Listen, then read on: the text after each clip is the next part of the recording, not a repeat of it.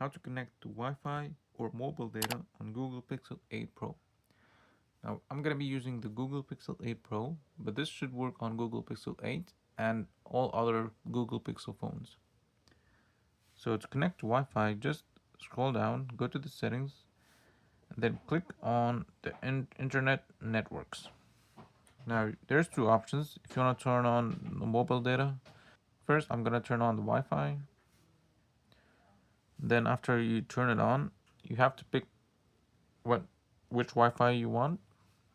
So this is my home Wi-Fi. I'm just gonna automatically get connect to it.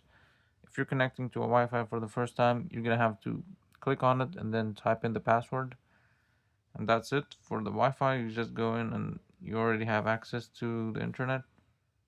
Go to YouTube.